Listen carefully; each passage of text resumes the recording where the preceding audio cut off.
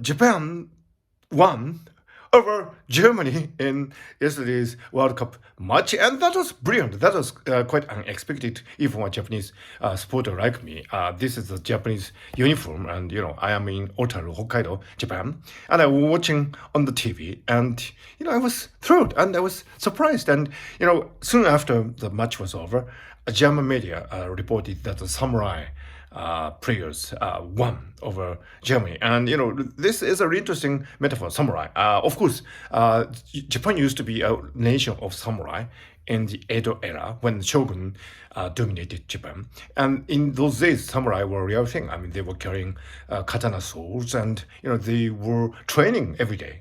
As a practice of the road way of samurai. But now, of course, we don't have samurai, but the spirit's going lives on, and the way the samurai were used to move their body and recognize the environment around them, and make a judgment and take actions are very much alive today. And you could argue that there is a samurai style of football playing. The German players were higher in height, and they were probably mightier. They had more strength, but the Japanese players had really flexible, swift, really clever movements, and they could score in the match, and that was probably the samurai style of winning. So if you look at the Japan, you could see the tradition of samurai very much alive in such areas as judo, karate, and of course football.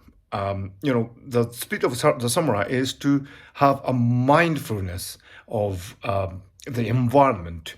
The players would ideally be aware of what's going on around them, and not just focusing on one point. That was actually really a wonderful teaching of Musashi Miyamoto's book of Five Rings and Gorin no Sho. And the tradition lives on. I think the Japanese way of fighting is not to impose your might. We don't have such a might, but to be aware of the environment and to be flexible and to be able to coordinate with other people in the true team spirit. I think that's the Japanese way of playing football. And that's the samurai way of playing football. So I do hope that the Japanese team would make it to the final tournament, and hopefully, fingers crossed, the samurai would hold the World Cup. It could be possible. I mean, after yesterday, everything is possible. So I'm really grateful for the Japanese players, and also I'm really grateful for the German players as well. And we had a really great match, and it was beautiful to watch the Japanese fan clearing up the stadium after the match was over. That is a true Japanese spirit. That is a true samurai spirit. And so this has been Ken Mogi, a neuroscientist, and I'm in Otaru, Hokkaido, Japan. And although I'm not a samurai, I can see the relevance of the samurai spirit in today's world, especially in the field of football. Okay, so here you go.